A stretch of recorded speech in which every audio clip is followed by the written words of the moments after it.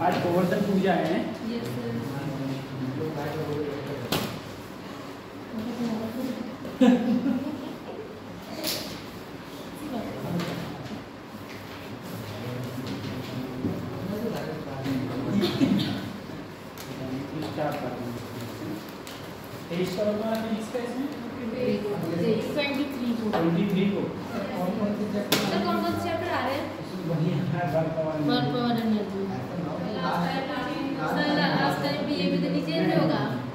क्योंकि सर ने चेंज कर दिया था। वो भी तीनों चैप्टर सर एक चैप्टर बताया था, 3 चैप्टर दे दिए, वो भी अलग अलग, वो भी कुछ देर पे वर्क पावर एनर्जी ये पूछा जाएगा, ठीक है। फिर यही वाला आएगा। हाँ सिर्फ बहुत लंबा चैप्टर। हाँ चैप्टर तो लंबा है। चल वो आज हम लोग ज़्यादा बाहर की बातें करेंगे, बच्चे कम हैं, क्लास तुम्हारा बहुत डेकोरेट कर दिया हम लोगों ने। मार खाते होते लगा दिए हैं। ये हाथ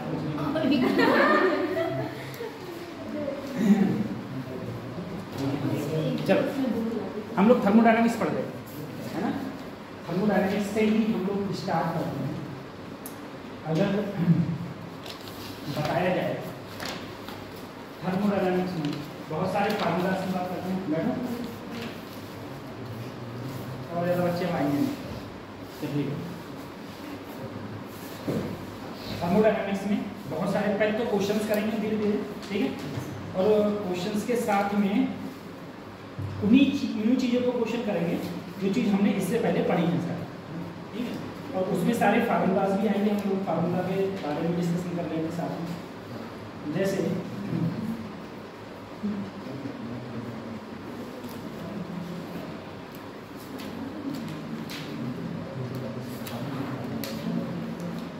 साइक्लिक प्रोसेस बता दिया था ना। साइक्लिक प्रोसेस में क्या होता है, चेंज इन इंटरनल एनर्जी 0 होती है। Change in internal energy cyclic process में 0 होती है।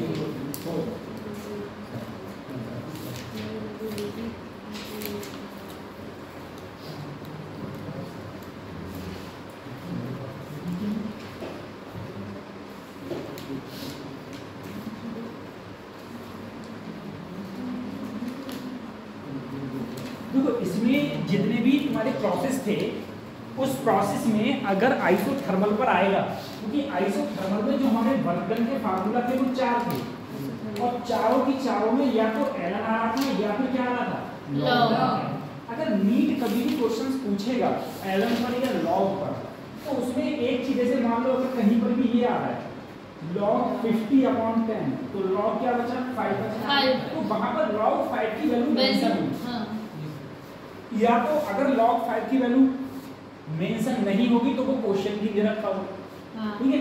या फिर जो ऑप्शन होंगे, जो 4 ऑप्शन होंगे, उसमें कहीं ना कहीं तुम्हारी log 5 की वैल्यू तुम्हें log 5 के रूप में होगी, ऐसे होगा। क्योंकि log की वैल्यू याद करना इम्पॉसिबल है, बहुत सारे log की वैल्यू होती है, एक दो थोड़ी ना होती है, बहुत सारे log की वैल्यू होती है, ठीक है।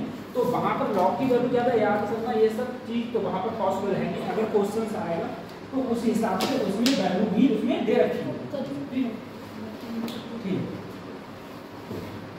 एक क्वेश्चन देखो, क्वेश्चन दिया था, temperature of A 5 mole, temperature of A 5 mole, sir ये करवा दिया था, ये करवा दिया, ठीक है। तो फिर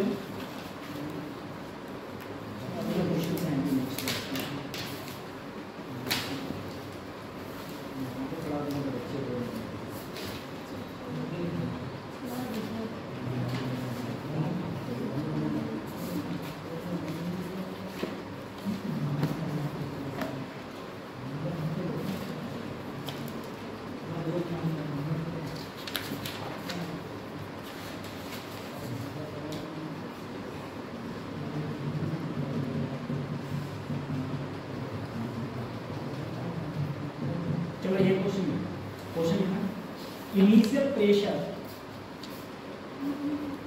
initial pressure of A gas initial pressure of a gas is 5 into 10 to the power 5 into 10 to the power 5 Newton per meter square under an adiabatic process.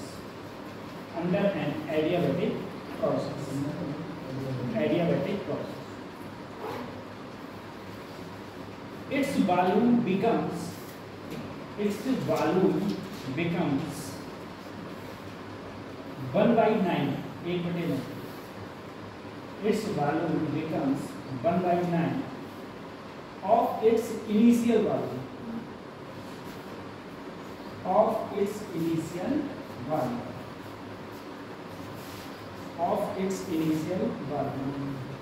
What is the pressure of the gas? What is the pressure of the gas in this situation? Gamma की value है 3/2. In this situation, gamma की value है 3/2. ये gamma की value दे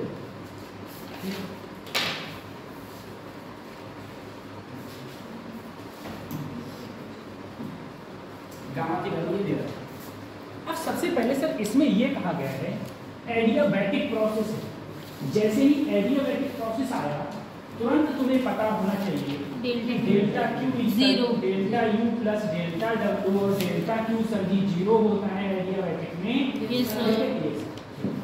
अब ये देखो सबसे पहले इसमें दिया क्या है, तुमसे क्या दिया है, वॉल्यूम दिया है ना, वॉल्यूम. Yes sir. तो फाइनल वॉल्यूम इनिशियल वॉल्यूम का कितना हो गया है 1/9. यस सर 1/9 में दिया क्या है पहले ये इनिशियल वॉल्यूम दिया है ना. Yes sir 1/9. अच्छा ये दिया है the volume becomes 1/9 of its initial volume का मतलब ये है सब जो फाइनल वॉल्यूम है वो 1/9 हो गया इनिशियल. ठीक है, फाइनल वॉल्यूम क्या होगा 1/9 किसका हो गया इनिशियल वॉल्यूम. अब तुमसे पूछा क्या क्या है और क्या दिया है तुमको, और क्या दिया है प्रेशर. कितना प्रेशर दिया है 5 × 10⁵ न्यूटन पर मीटर स्क्वायर. यानी कि सर P1 जो दिया है 5 × 10⁵ मीटर पर मीटर. तुमसे पूछा क्या है इसमें P2. क्या पूछा है P2. अब सर सबसे पहले बात ये है सर मुझे यहाँ पर वॉल्यूम पता है, इनिशियल पता है, फाइनल पूछा है, तो मैं कौन सा फार्मूला लगाऊं. तो एडियाबैटिक के लिए मैं अच्छी तरीके से जानता हूं डेल्टा W बराबर PV गामा बराबर क्या होता है कांस्टेंट. सिंपल सी बात सर PV गामा बराबर कांस्टेंट. ये हो गया P1 B1 gamma P2 B2 gamma. Sir P1/P2 B2 upon B1 पूरे की पावर गामा. ठीक है सर. अब देखो अगर मैं B2 फाइनली तो है मेरा. Yes sir. इसकी जगह रखा मैंने 1/9 BI. ठीक है, और इनिशियल की जगह BI अपॉन BI से BI 1/9 की पावर गामा. ठीक है सर. गामा की वैल्यू इसमें दे रखी है. Yes sir 3/2.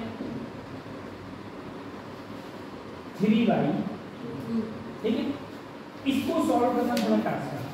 देखो कैसे 1 में तुम कुछ भी पावर दो, कुछ से ही अंडर रूट करो, 1 का 1 ही रहता है, कोई चेंज नहीं होने वाला, तो 1 ही रहता है.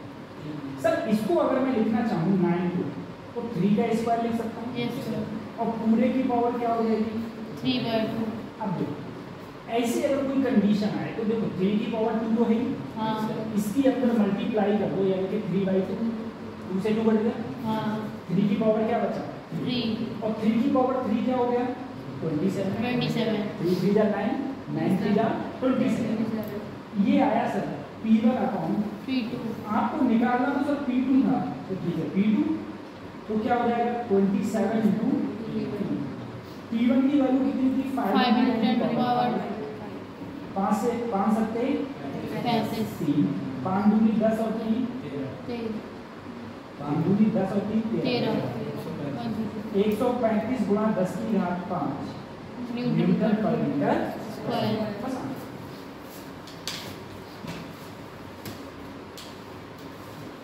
इस टाइप से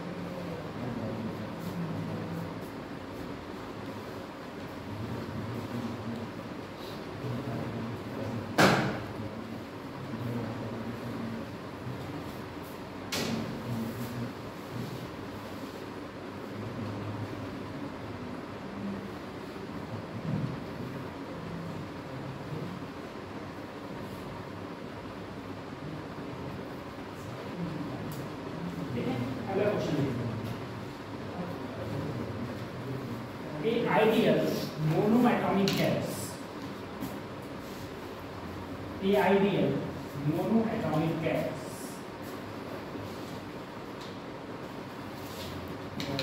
at 300 Kelvin temperature, at 300 Kelvin temperature, at 300 Kelvin temperature expand adiabatically. 300 Kelvin temperature expand adiabatically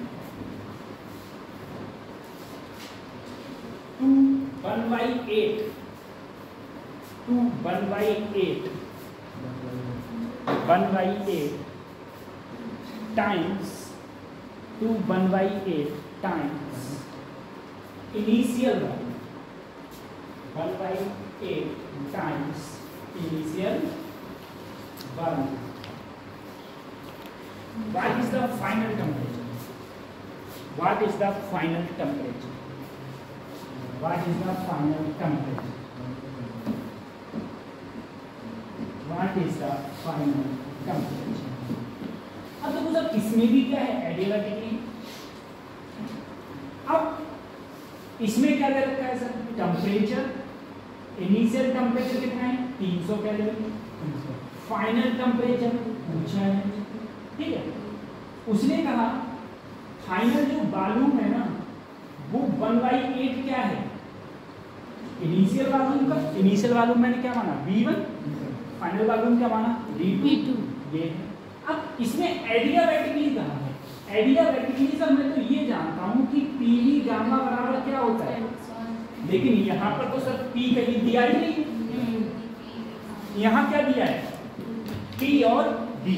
अब मैंने तुम्हें तीन लिखवाए थे, एक लिखवाया था P और V के रूप में, एक लिखवाया था T और V के रूप में, और एक इसके रूप में था P और T के रूप में। अब इसमें ऐसा फार्मूला लगाओ जिसमें T आए और क्या आए T gamma minus 1 is equals to constant. हां T V की पावर गामा माइनस 1 बराबर कांस्टेंट। तो सर फार्मूला होता है T V की पावर गामा माइनस 1 बराबर कांस्टेंट। तो सीधे ठीक है सर, इसका मतलब ये हो गया T1 V1 gamma minus 1, T2 V2 gamma minus 2 constant हो गया। अगर मैं T1 को ऐसे ही रहने दिया, T2 को कहां लाया तो B2 अपॉन B1 पूरे की पावर क्या है? गामा माइनस 1, इधर भी गामा माइनस 1 और इधर भी गामा माइनस 1। ठीक है। T1 की वैल्यू सर 300 है, तो 300 लिख दी। सर B2 की वैल्यू 1/8 B1 बटे B1। अब गामा की बात आई, मुझे बताओ कौन सी गैस है?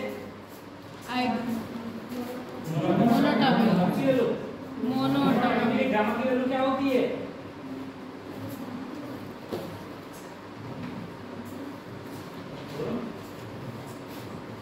मोनोटॉमिक गैस है ना 1.67 होती है।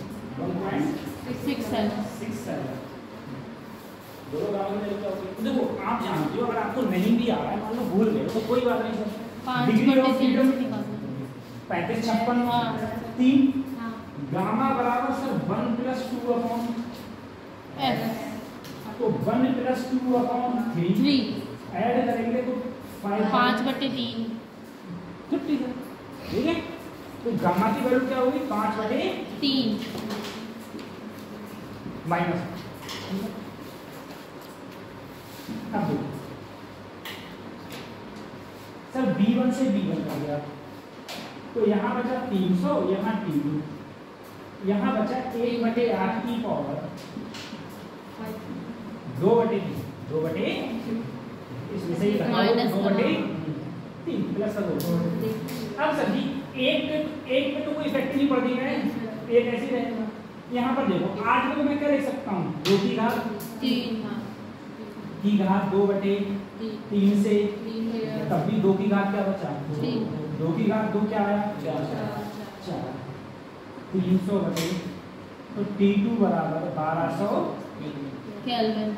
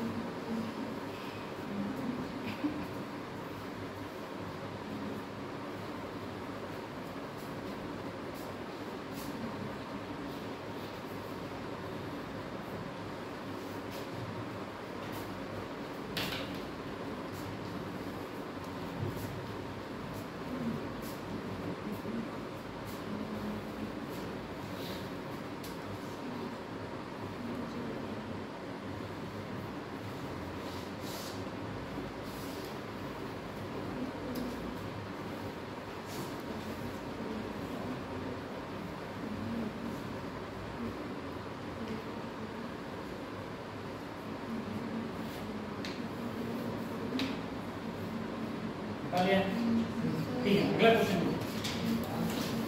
The pressure of A given mass, the pressure of A given mass, the pressure of A given mass of a gas filled of balloon capital B, filled of balloon capital B at constant temperature,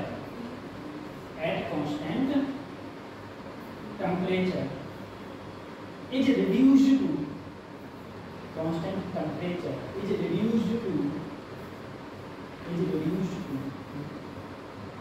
1/3 1/3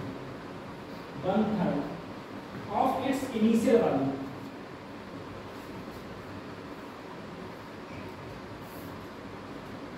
of its initial value. Calculate the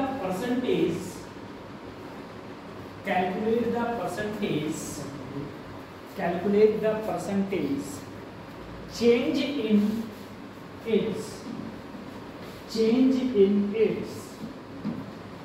initial value.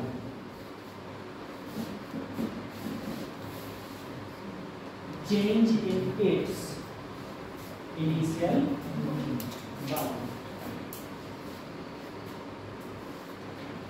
अब देखो सबसे पहले इसमें पूछ क्या कर रहे हैं, कांस्टेंट क्या है, टेम्परेचर। जैसे ही कांस्टेंट टेम्परेचर आ गया तुम तो बोले सर्दी तब तो कोई दिक्कत ही नहीं है, अरे पीवी बराबर एनआरटी और टेम्परेचर कांस्टेंट, तो ये पूरा भी क्या हो गया, कांस्टेंट। तुम बोले सर अब तो कोई दिक्कत नहीं है, P1 V1 बराबर P2 आइसोथर्मल प्रोसेस हो गया, आइसोथर्मल प्रोसेस हो गया। ठीक है, आइसोथर्मल प्रोसेस बताओ कौन से लॉ में थर्मोथर्मल प्रोसेस कौन से लॉ में, बॉयल्स, इसमें बॉयल्स लॉ। ठीक है, अब जरा सर जी बात करी जाए, उसने कहा इनिशियल प्रेशर, प्रेशर कितना है, प्रेशर 1/3 कम हुआ है ना, 1/3 क्या हुआ है, कम। पहले प्रेशर P1 था, P1 का क्या हो गया 1/3। तो क्वेश्चन में क्या दिया हुआ है, the pressure of A given mass of gas filled the balloon be at constant temperature, the reduced of क्या रिड्यूस हुआ है, प्रेशर, क्या रिड्यूस हुआ है, प्रेशर। प्रेशर तुम्हारा 1/3 से कम हो गया। अब बालून पूछा है मैंने, इनिशियल बालून क्या मान लिया, V1 सर, तो P1 P2 की जगह मैंने क्या रखा, V1/3 और B2 की जगह P1 से P1, ये यहाँ गया तो क्या हो गया 3, कितना हो गया, आपसे पूछा है कितने परसेंट बालून चेंज हुआ। पहले बालून कितना था V1, बाद में कितना हो गया 3, पहले बालून कितना था V1, बाद में बालून क्या हो गया 3। तो चेंज कितना हुआ सर, तो चेंज हुआ अरे B2 माइनस यानी कि 3B1 माइनस B1 बराबर 2। सर परसेंटेज में अगर लिखोगे तो delta B upon V into ये तो फ्रैक्शन में आया सर, गुणा 100 कर दोगे तो किस में आ गया, परसेंटेज में। डेल्टा B की वैल्यू आप बोले सर 2V1 अपॉन इनिशियल क्या है B1, इनिशियल B1 गुणा 100, B1 से B1 कट गया तो कितने परसेंट चेंज हो गया 200। सिंपल, कितने परसेंट चेंज हो गया 200%। 200%।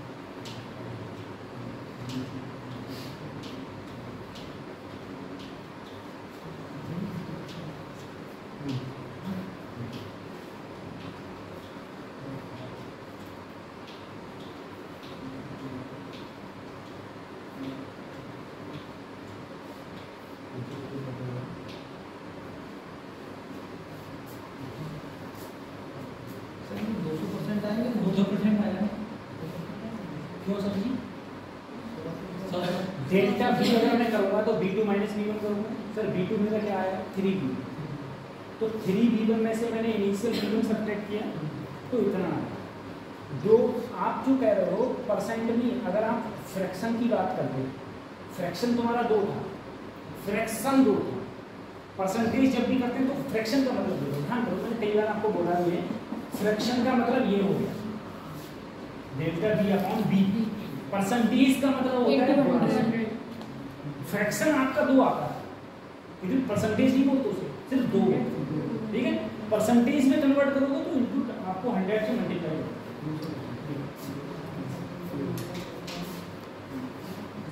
अगला क्वेश्चन लिखना, air is filled filled in a container, air is filled in a container at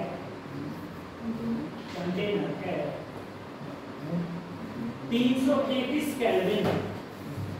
333 Kelvin. Calculate the temperature. Calculate the temperature up to. Calculate the temperature up to which it should be heated. Which it should be heated. Should be heated so that 1/3 of air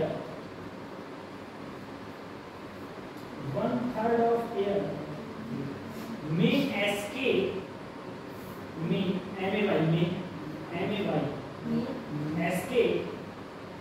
escape escape out of the vessel.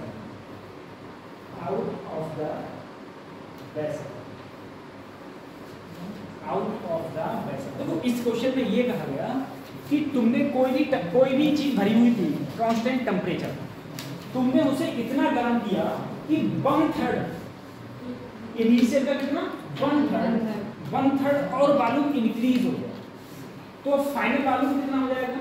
Initial का मान तुमने initial जैसे B1 मान लो या B मान लो, कुछ भी मान लो। इस क्वेश्चन में जो कहा गया है सबसे पहले आइसोथर्मल प्रोसेस है। कौन सा प्रोसेस आइसोथर्मल है? कुछ और है? देखो क्या दिया हुआ है क्वेश्चन में। अच्छा टेम्परेचर तो आपको कहा ही गया है ना इसमें। Air is filled container calculate the temperature आपको सो दैट हां इसको इसमें नीचे चाहे लिख भी देना, प्रोसेस लिखना आइसोबैरिक प्रोसेस लिखना आइसोबैरिक प्रोसेस, ठीक है। इन आइसोबैरिक प्रोसेस की बात हो रही है। आइसोबैरिक प्रोसेस में आप बोले सर हम तो सीधी जानते हैं आइसोबैरिक में P कांस्टेंट यानी कि V is directly proportional to यानी कि सर B1/B2 बराबर T1/T। सिंपल सी बात। उसने कहा जो तुम्हारा फाइनल वॉल्यूम है ना वो इनिशियल वॉल्यूम का कितना और हो गया 1/3। अरे पहले वॉल्यूम तुम्हारा B1 था, उसके बाद तुमने इतना गर्म किया कि वो इनिशियल वॉल्यूम का 1/3 और बढ़ गया, ठीक है। तो अगर मैं इसके नीचे कुछ नहीं है तो 1 है, इसे बढ़ाऊंगा तो ये आएगा 4B1/3। 4B1/3। अब सर मुझे इनिशियल टेम्परेचर पता था, क्वेश्चन में दे रखा है 333 केल्विन। अब फटाफट मुझे इसमें रख देना है, तो B1 तो मेरा B1 रहेगा 4B1/3, T2 मेरा T1 ये है, B1 से B1 तो 3/4 333 111 T2 की वैल्यू 444 केल्विन, ठीक है। तो तुम्हारा टेम्परेचर कितना हो जाएगा? Temperature 444 kelvin.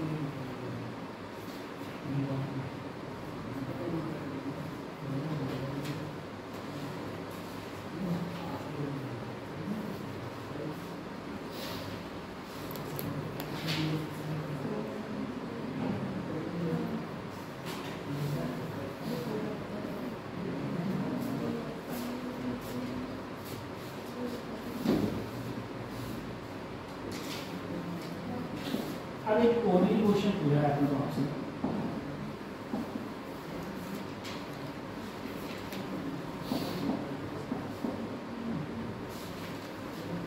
अगर यहाँ से ऐसे गया है 1 के रास्ते और दूसरा गया है 2 के रास्ते, ठीक है, आपको बताना ये है, आप बताओ 1 वाले प्रोसेस में ज्यादा काम करना वर्क डन होगा या 2 वाले?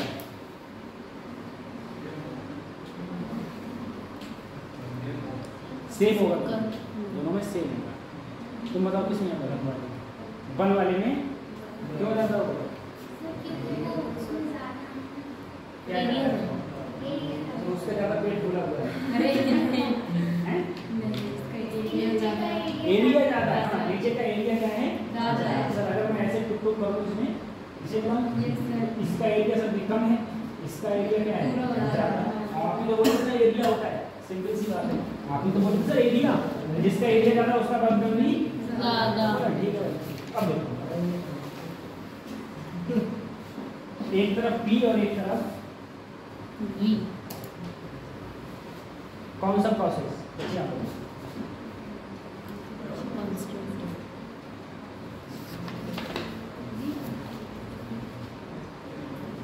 बता दो, आज सभी टीवी रहेंगे तो छुट्टी होगी, और छुट्टी होगी तो खाना कहाँ खाएंगे? सारे होटल पर में। हेलो, और जब सर जी खाना खाने आते ना तो तुम्हारे घर का सब खा जाएंगे, ठीक है, और फिर तुम्हारी अम्मी तुम्हें कूटेंगी बहुत कहेंगे सर जब तुम्हें जब बता नहीं मिला था तो सर को बुलाने की क्या जरूरत थी, गलत एड्रेस दे देती है ना। कौन सा प्रोसेस है बच्चे आप बताओ? हाँ, आइसो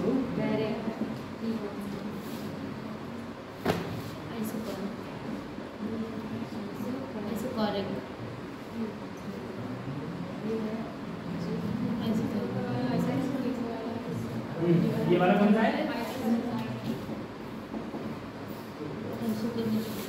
ये वाला एडियाबैटिक।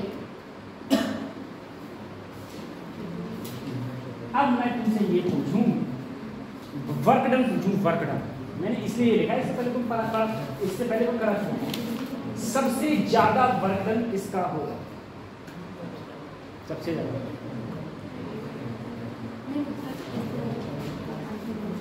सबसे ज्यादा वर्क डन किसका? आइसो 100% तो सबसे ज्यादा वर्क डन होगा सर आइसोबैरिक, उससे कम आइसोथर्मल, आइसोथर्मल,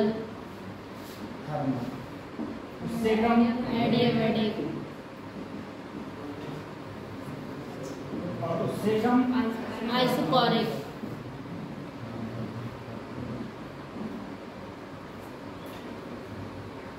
आइसोकोरिक का तो कितना होगा? हमेशा नहीं होगा, हमेशा क्या होता है? 0। ये अगर तुमसे वैसे पूछा जाए पीवी डायग्राम में बताओ किसका वर्क डन सबसे ज्यादा होता है, तो आइसोबैरिक का सबसे ज्यादा होता है, और रीजन आप लोगों को पता है क्यों ज्यादा होता है? आइसोथर्मल, एडियाबैटिक, और ये क्या होगा? आइसोकोरिक। उसके बाद देखो अगर पीवी डायग्राम में कभी भी अगर ऐसा ग्राफ मिल रहा है,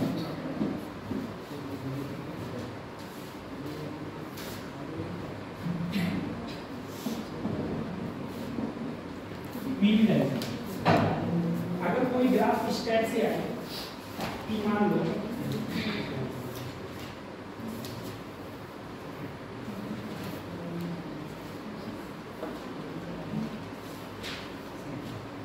एक पीवी डायग्राम में कोई ऐसा है, सर मेरे पास 3 ग्राफ दे रखे हो, एक ही जगह से स्टार्ट है,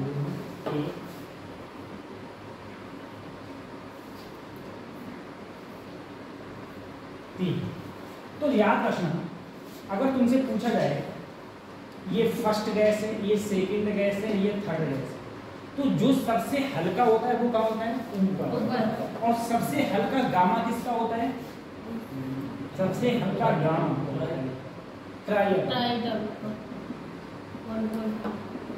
ट्राई। फिर किसका होता है? सबसे भारी कौन होता है? मोनोएटॉमिक। फिर कौन सा होता है? डायटम। ठीक है। ट्राई एटॉमिक का कितना होता है? 1.33 1.4 और 1.67। ठीक है।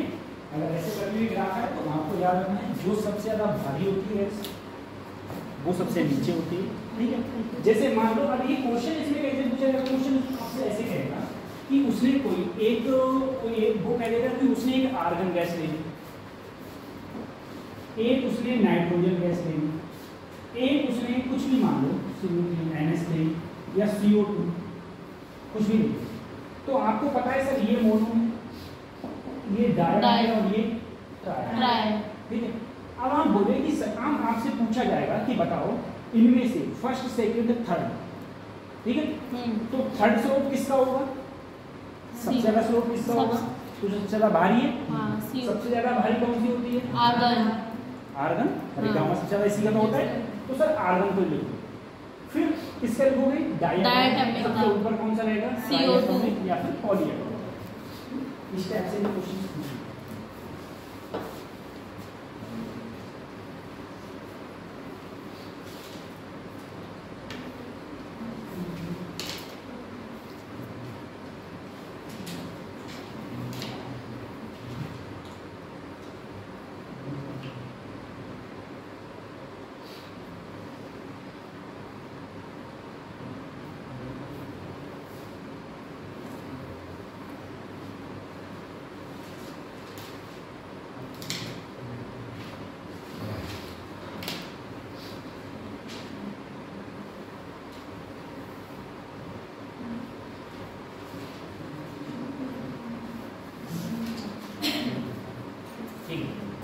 अगर कोई भी आपको क्वेश्चन एक क्वेश्चन दे रहे हैं तो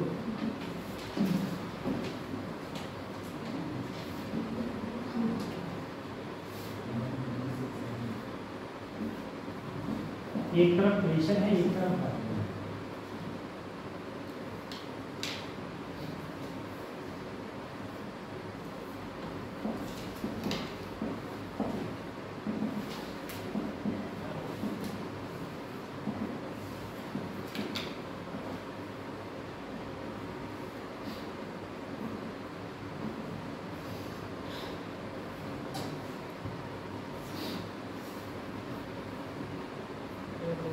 टेम्परेचर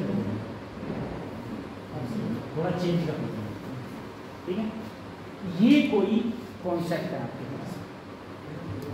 अब इस कॉन्सेप्ट में आपसे ये कहा गया, ये कोई कॉन्सेप्ट है, इस कॉन्सेप्ट में आपसे ये कहा गया, सबसे पहले पूछा गया नेट वर्क डन, पहली चीज। ठीक है। दूसरा change in internal energy.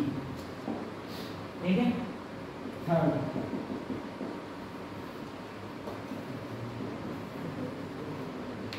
Given heat. सबसे पहले सर वर्क डन पूछा गया। अब मैं वर्क डन कैसे करूं? क्लॉक वाइज है ये, क्लॉक वाइज है तो सर अब सर जी अब मैं कहूँगा सर इसका एरिया निकालो, लेकिन इसमें एरिया नहीं निकलेगा। क्यों? एरिया किसमें निकलता है? सिर्फ पीवी। एरिया सिर्फ किसमें निकलता है? लेकिन यहाँ क्या है? पीटी। यहाँ क्या है? दिक्कत आती है। तो अब इसमें अलग अलग एरिया तुमको निकालना पड़ेगा, अलग अलग एरिया फाइंड आउट करना। अगर पीवी होता, लेकिन ध्यान देना तुम्हारे जो पेपर में आएगा वो पीवी ही आएगा, लेकिन जो 35 से 50 के बीच में आता है, 35 से 50 के बीच में क्वेश्चन आते हैं, उसमें तुमसे पीटी भी दे सकता है, क्योंकि वहां पर चॉइस होती है बच्चों के पास कि आप कोई भी 10 क्वेश्चन करें, कोई भी 5 क्वेश्चन छोड़ सकते हैं। तो पी और टी। तो सबसे पहले सर मैं वर्क डन की बात करूं एबी में। एबी कौन सा प्रोसेस है?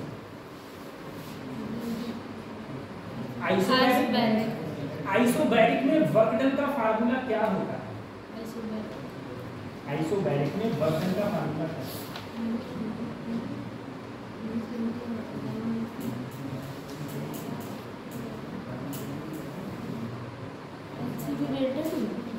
सर वर्क डन का फार्मूला तो मैं खाली ये जानता था P × आएगा बी।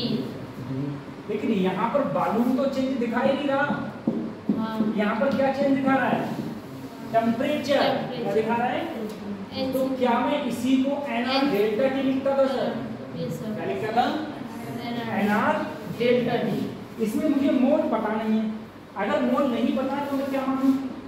N मानूं। टेम्परेचर चेंज यहाँ से यहाँ गया, यहाँ टेम्परेचर कितना है? 400। यहाँ कितना है? 200। तो 400 में से 200 गए तो कितने बचे? 200।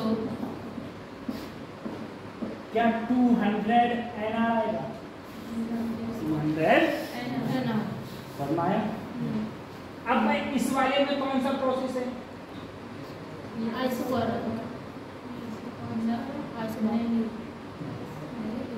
किस पर स्ट्रेट लाइन है? तो आइसोथर्मल हुआ। सर आइसोथर्मल में अगर मैं आऊं तो आप बोले sir NRT Ln। NRT Ln। Volume में क्या था? V2 upon V1। प्रेशर में क्या था? P1 upon P2। तो सर NR टेम्परेचर कितना है इस पूरी लाइन पर? 400। तो यहाँ लिखा 400 N। P1 सर इनिशियल कितना था? 280 है।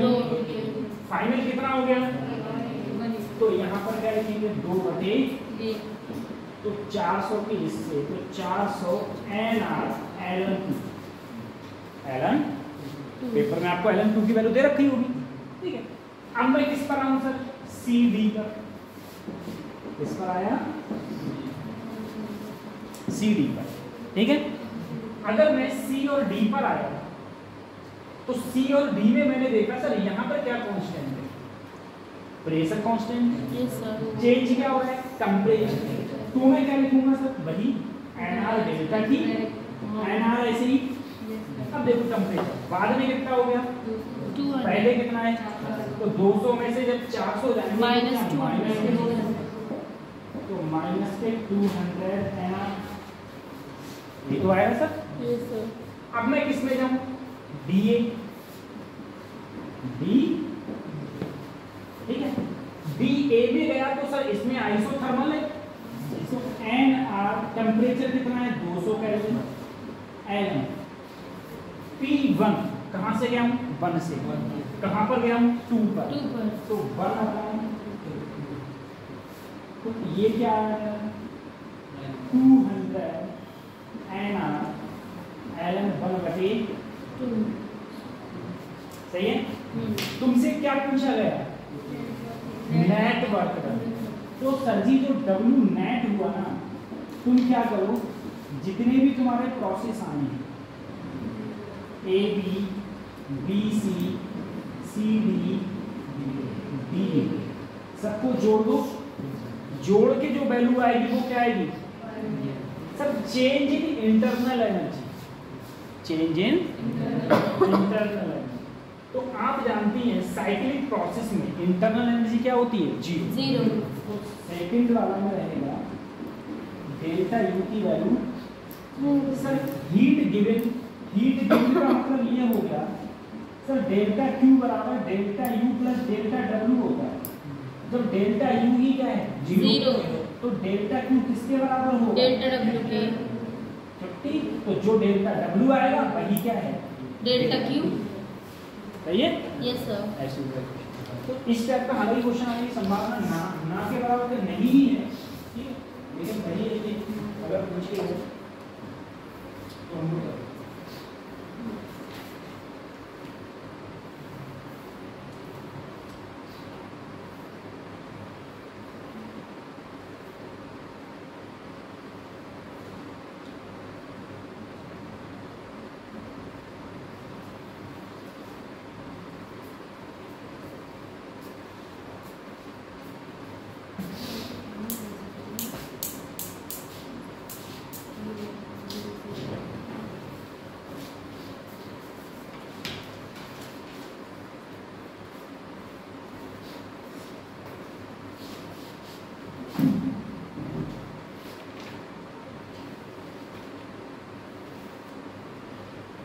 कोडिंग है ना। Yes sir. Varsha, present sir. Naresh Pal Singh, Palak Sagar, ये सब बच्चे घर गए हुए हैं। पलक पांडे, दिशा लोधी, आज मैं इसीलिए नया नहीं पढ़ा रहा हूँ क्योंकि बच्चों को खाली लॉस होगा। वीरपाल सिंह, मुरलीधर,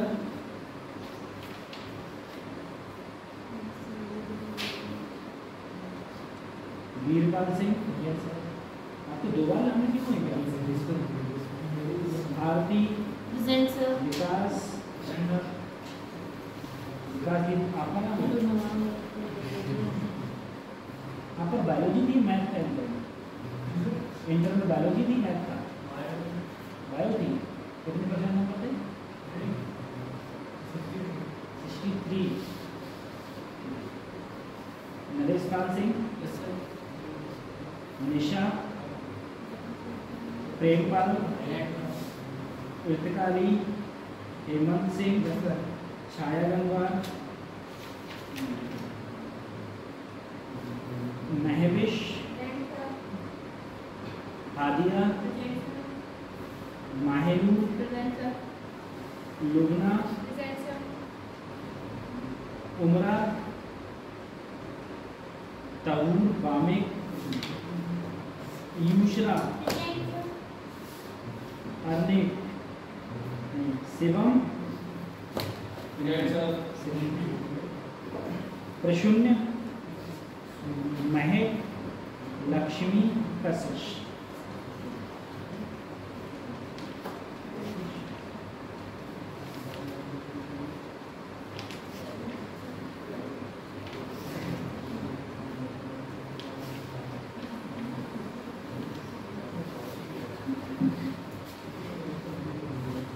हो गया क्वेश्चन है। अब इसमें ही अगर मैं इसी क्वेश्चन को मतलब इससे बता रहा हूँ, देखो कितना सरल हो जाता है क्वेश्चन ना, एक खाली जगह चेंज हो जाता है। अगर मैं आपको यहाँ पर ये क्वेश्चन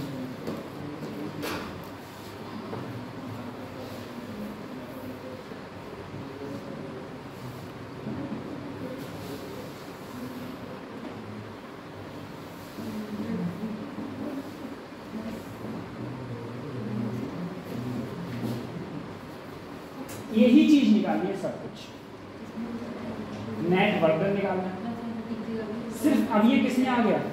पीवी में निकालो इसी को।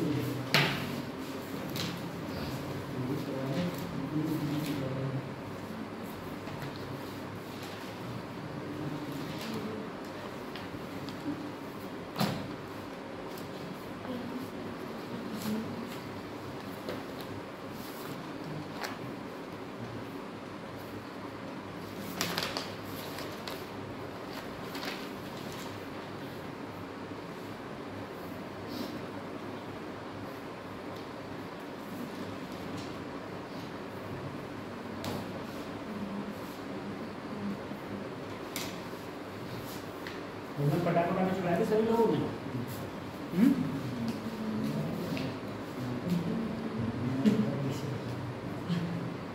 जले वाले तो नहीं थे ज्यादा।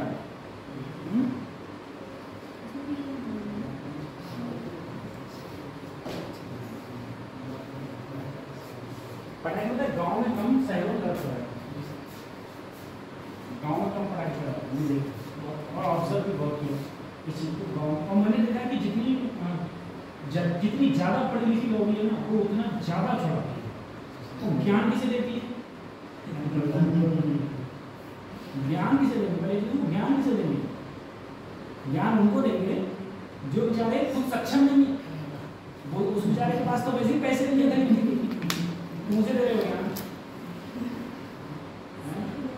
वही बात। अब दिल्ली की हवा इतनी प्रदूषित हो चुकी होगी, इतनी बहुत आंखों में जब और ये सब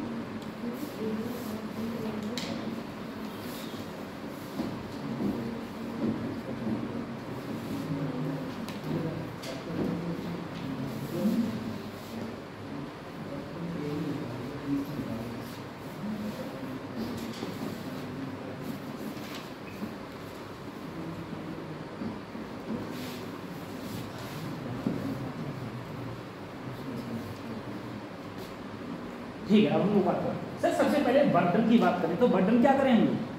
अरे एरिया निकाल लो सर, पीवी दिया हुआ है। जैसे ही मैंने पीवी देखा मैंने तुरंत एरिया निकाला। आप बोले सर एरिया क्या होगा, तो एरिया बोले सर ये क्या है, रेक्टेंगुलर आया, लेंथ इनटू विड्थ।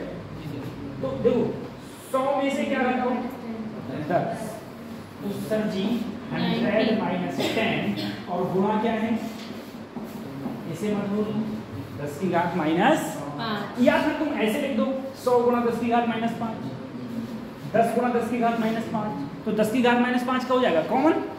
ठीक है, ये हो गया सर। ये तो इसकी, अब मैं इसकी बात करूँ, 2 में से क्या घटाओ 1, लेकिन बेटा ये एटीएम है, ये क्या है, एक एटीएम में कितने न्यूटन मीटर स्क्वायर होते हैं, तो 10 की घात 5 न्यूटन मीटर स्क्वायर, ये हो। ठीक है, ये हो। अब सर अगर मैं यहाँ पर बोला 90, इससे ये करके, क्योंकि ये प्लस है, ये क्या है माइनस इंटू 1, तो क्या आया 90 वर्डन की यूनिट जूल।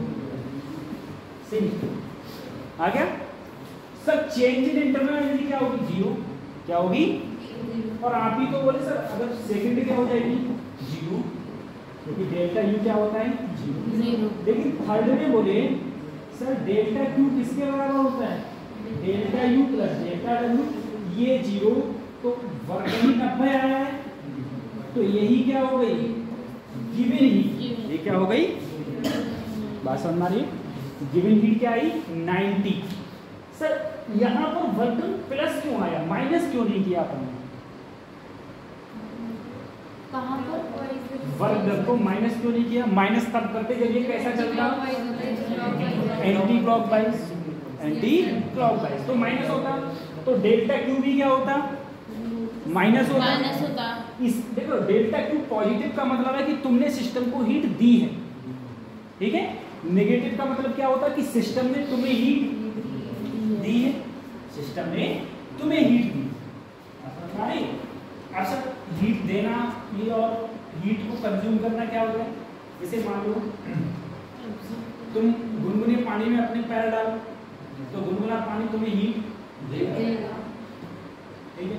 अब तुम ठंडे पानी में डालो तो तुम ठंडे पानी को हीट देगा, ठीक है। ये एक प्रकार का ऐसा सिस्टम है जिसमें अगर डेल्टा क्यू पॉजिटिव आया, इसका मतलब ये है कि सिस्टम को हीट तुमने दी है, ठीक है। और यहीं पर अगर नेगेटिव आता तो इसका मतलब, ठीक है सर। अगर सर हो गया बता दें,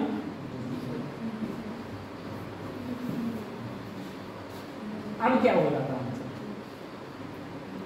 सिर्फ मैंने यहाँ चेंज किया 10 की पावर -4 किया, 10 की पावर क्या किया है -9। अब क्या हो जाएगा,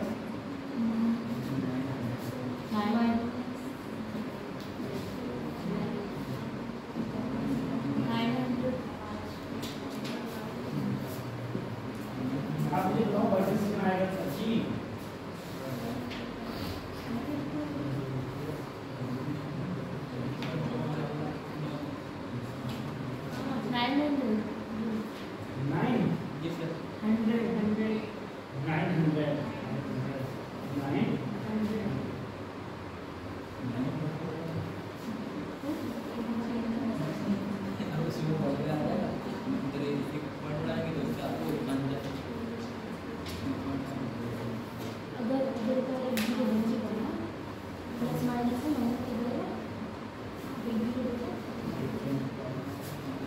अगर सर ऐसा होता तो यहाँ पर भी 10 की पावर क्या करते हैं अपन, -4, और यहाँ पर सर ये तो 5 तो रहेगा, तो सर इसमें से जब 8 जाएगा तब भी तो 10 की पावर 1 बचेगी, तो यहाँ 900 हो जाता और यहाँ भी क्या हो जाता 900, ठीक है।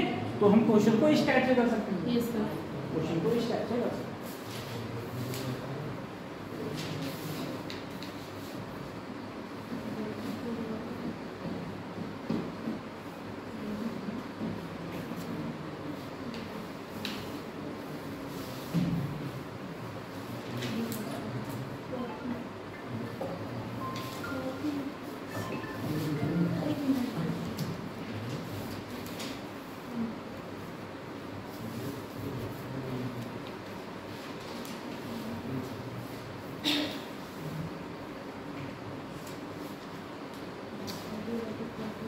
ठीक है, अब जरा सुनो। अब मैं अगले बात करें हम लोग, सबसे पहले हम लोग प्रोसेस की बात करें।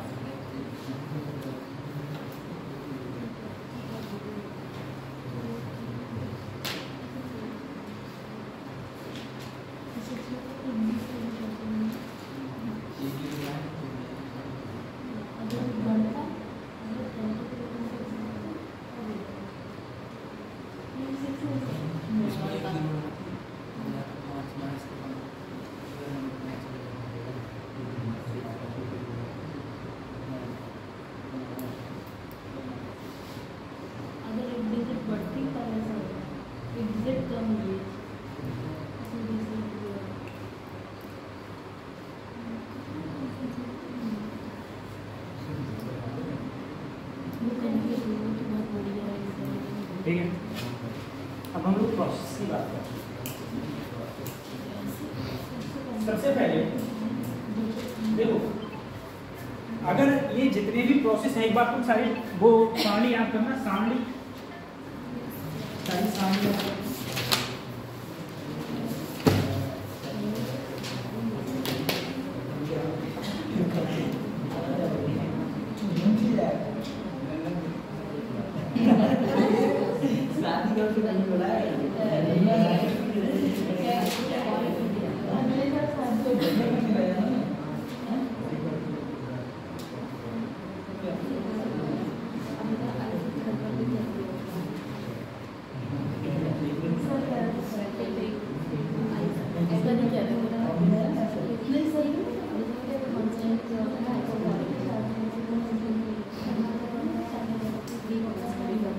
सारणी देखी तुम लोगों ने?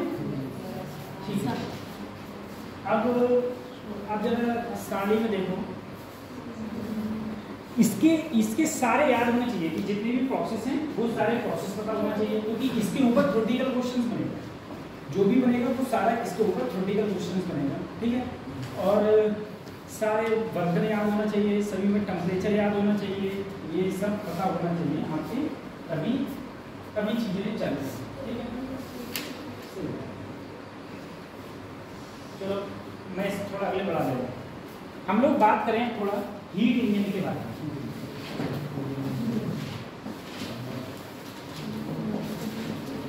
हीट इंजन के, अगर मैं हीट इंजन की बात करूं, देखो जितने भी अभी हम लोग हीट इंजन की बात कर रहे हैं, इसमें क्या होता है, सबसे पहले तुम्हारा एक होता है हीट इंजन। हीट इंजन तो पूरे को बोलते हैं, जैसे खाली इंजन। एक तरफ होता है तुम्हारा source,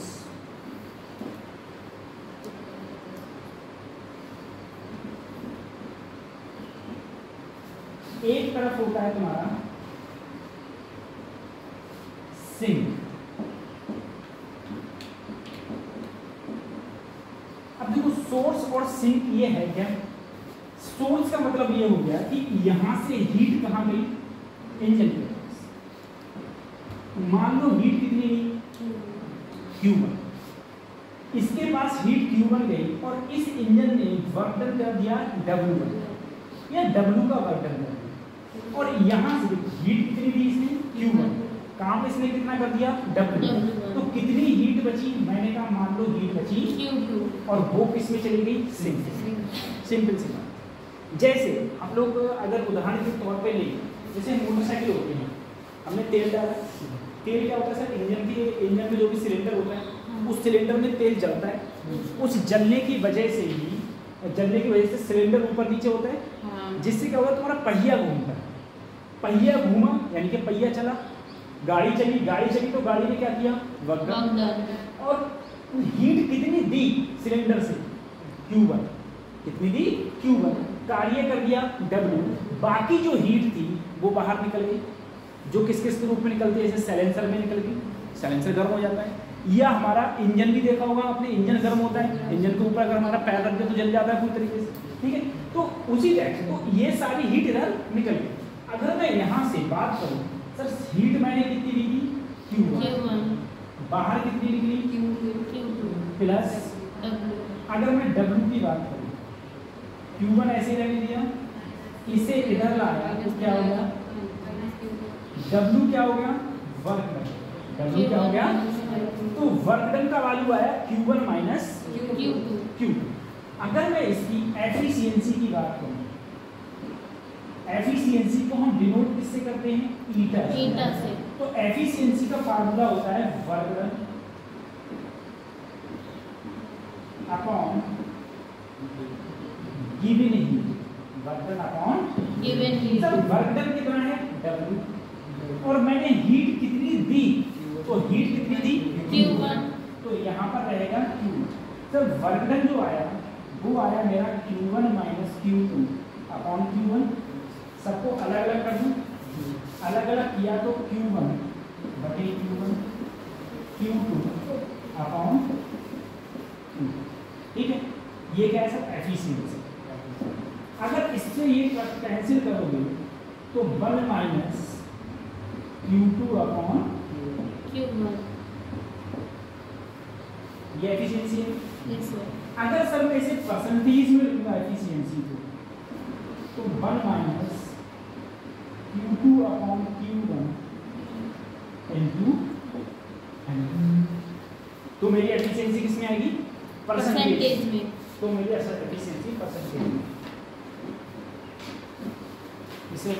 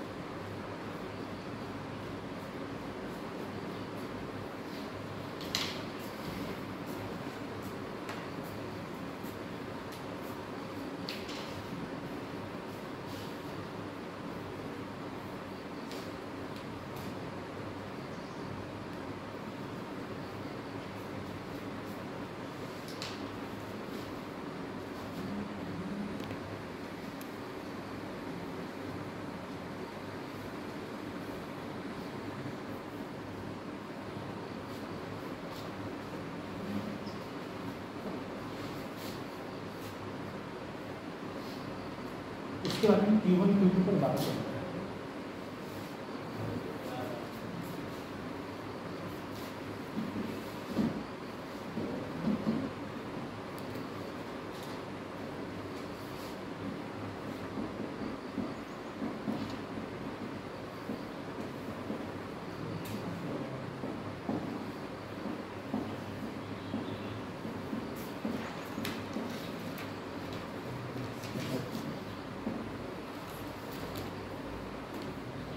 Heat absorption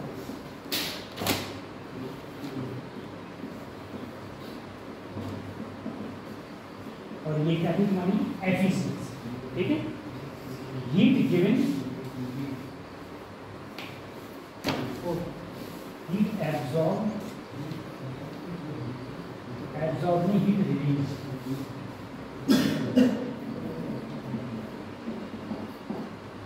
heat release, कितनी हीट रिलीज हुई वो Q2, ईटा क्या होगा हमारा एफिशिएंसी।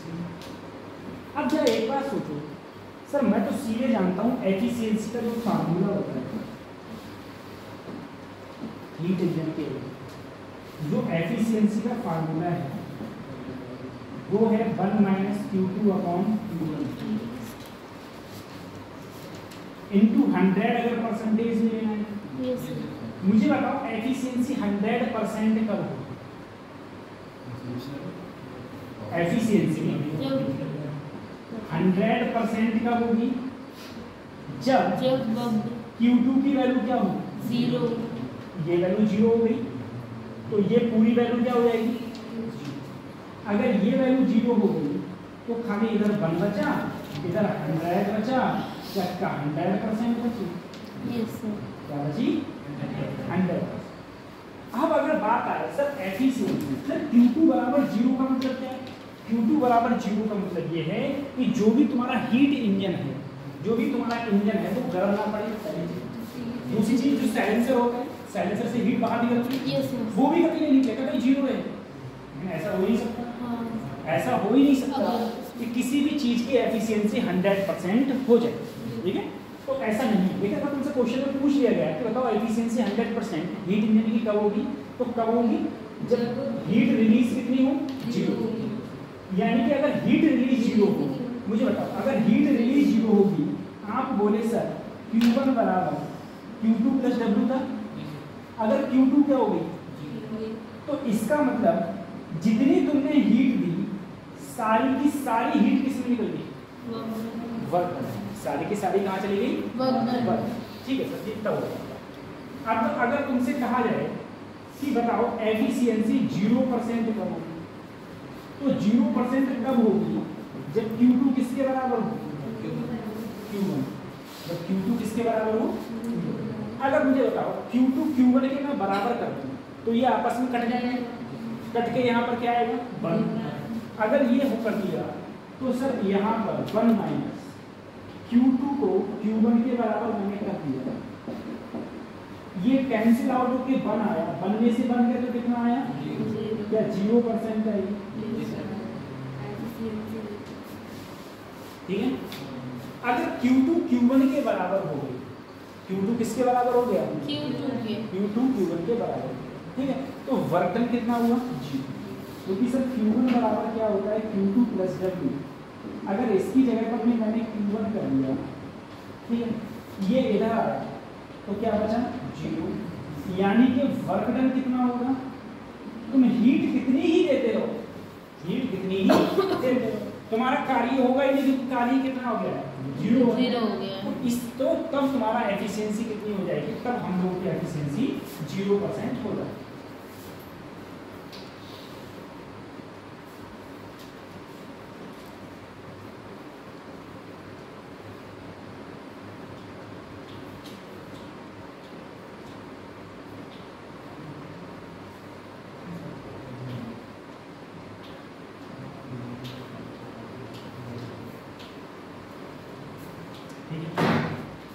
अब जरा सोचो, देखो हमारे यहाँ पर ऐसा पॉसिबल नहीं है, जो भी तुम्हारी हीट चलती है, हीट हमेशा हायर से कहाँ चलती है?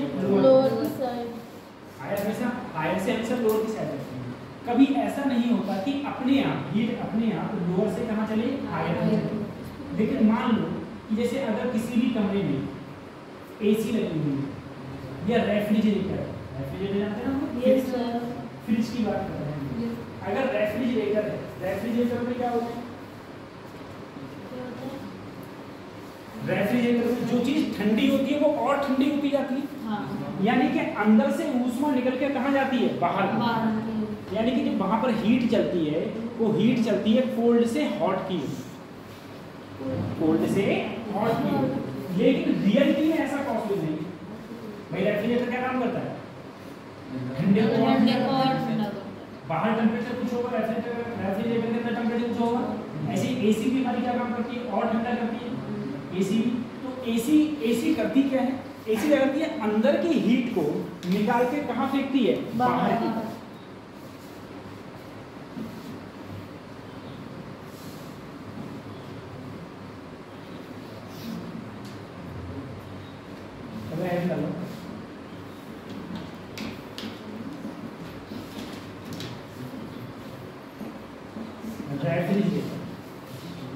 इसे क्या बोलते हैं हम लोग? फ्रिज। ठीक है, रेफ्रिजरेटर को बोलते हैं हम लोग फ्रिज।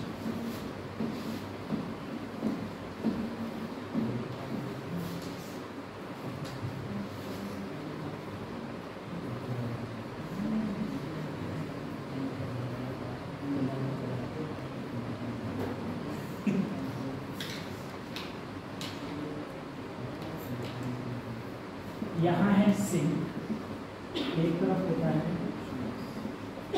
सोर्स, इस तरफ क्या है इंजन, यहाँ पर क्या है, ठीक। अब सिंक क्या मान लो, रेफ्रिजरेटर का अंदर का सिस्टम, अंदर का सिस्टम। सोर्स मान लो बाहर का, बाहर मतलब वातावरण। हीट हमने यहाँ से निकाली, मैंने कहा मान लो कितनी हीट निकाली, Q। हीट निकलती कब है, जब इंजन चलता है। मुझे पता लाइट नहीं होगी क्या हीट निकलेगी नहीं, तो इंजन चला, कार्य कितना किया, W। अब सर जी यहाँ से हीट क्या निकली, Q। कार्य कितना किया इंजन ने, ये दोनों मिलके बाहर वातावरण में निकले, जो क्या कहलाएगा, तो सर अगर यहाँ से मैं Q2 प्लस W को ऐड करूँ तो किसके बराबर आएगा, Q1 के बराबर आएगा सर, Q1 के बराबर। अगर मैं यहाँ पर W निकालूँ तो W बराबर यहाँ पर भी क्या आएगा, Q1 minus Q, Q1 minus Q। यहाँ पर देखो होता क्या है, अरे सिंक क्या है, सिंक है फ्रिज के अंदर का, ये क्या है फ्रिज का अंदर वाला।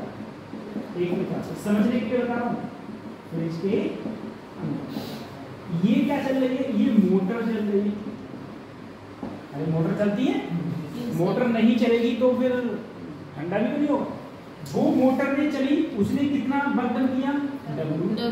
रेफ्रिजरेटर के अंदर से, फ्रिज के अंदर से जो हीट आई कितनी, Q। वो बाहर आ गई कहाँ पर, बाहर आ गई, बाहर। तो बाहर ये आ गया, तो सर अगर मैं कहूँ Q2 प्लस W किसके बराबर होगी, Q1 तो W बराबर Q1 माइनस Q2। अब जरा सर बात आई है, बात आई है देखो, अगर रेफ्रिजरेटर ये सब बात हुई, चलो फ्रिज के अंदर का सिस्टम ये सब अंदर हुआ। अब मैं आपसे अगर कहूँ सर W बराबर Q1 माइनस Q2, अगर मैं इसमें कहूँ बेटा कॉफी CN,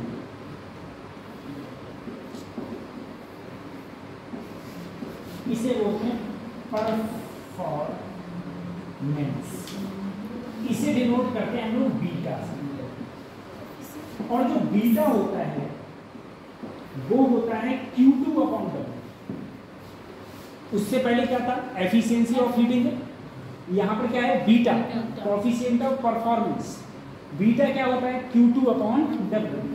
Q2 मैंने ऐसे ही रहने दिया और W को मैंने लिखा Q1 माइनस Q2। अगर इसे मैं परसेंटेज में यूज करूं, Q2 upon Q1 minus Q2 into, ये तो आएगा, ये तो ये होता है refrigerator coefficient of performance beta बराबर Q2 बटे W Q1 बटे ये।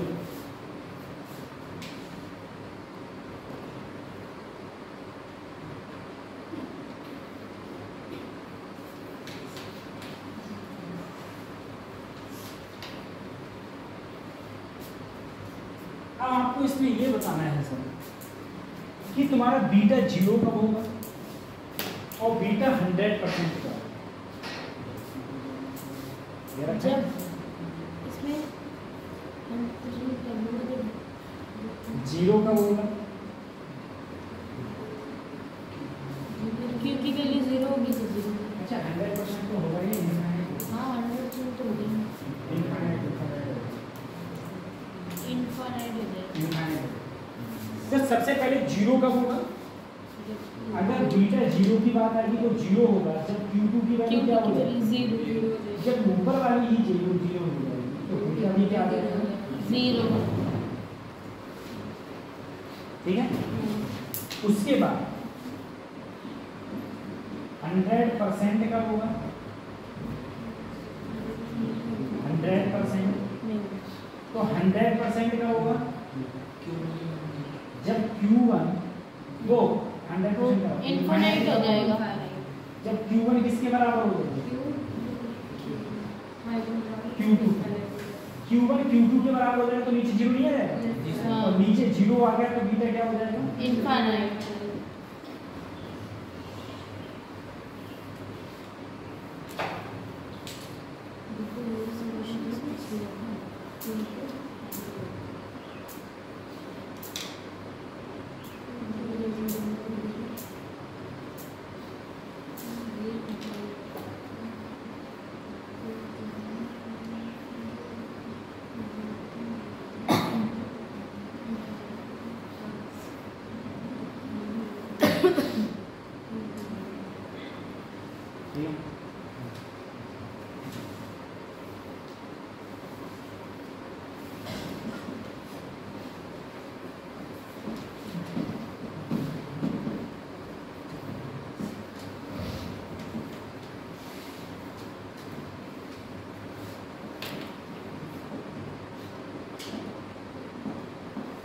Relation between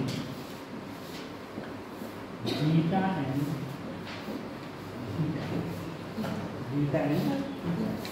सर अगर मैं बीटा की बात करूं, आप बोले Q2 बटे Q1 माइनस 2, ठीक है, ये होता है बीटा। अगर मैं दोनों तरफ ऊपर भी और नीचे भी Q1 से भाग करूं,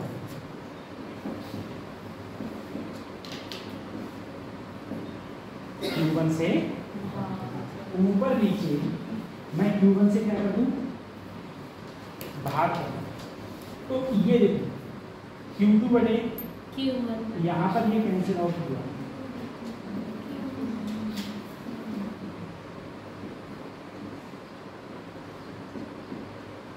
ये आया Q2 बटे Q1 1 minus Q2 upon Q1। अब अगर मैं कहूँ आपसे, आप बताओ ईटा बराबर क्या था? 1 माइनस Q2 अपॉन Q1। सही। तो इसको अगर मैं इधर लाऊं तो Q2 बटे Q1 1 माइनस, इसको उधर ले गया तो इसकी जगह पर मैंने रखा 1 माइनस ईटा, इसकी जगह पर माइनस है तो ये माइनस का माइनस माइनस क्या हो गया? प्लस। 1 से 1 कैंसिल।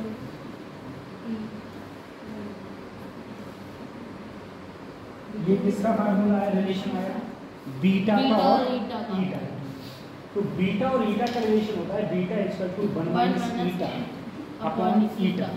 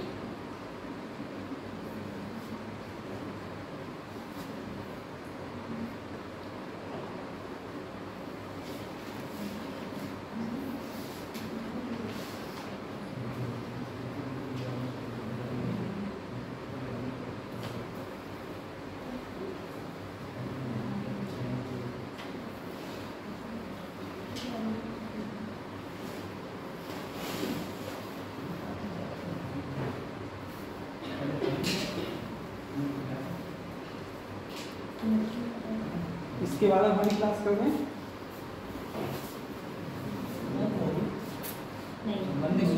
ट्यूसडे को। अब हमारी क्लास है ट्यूसडे को 21 नवंबर, है ना?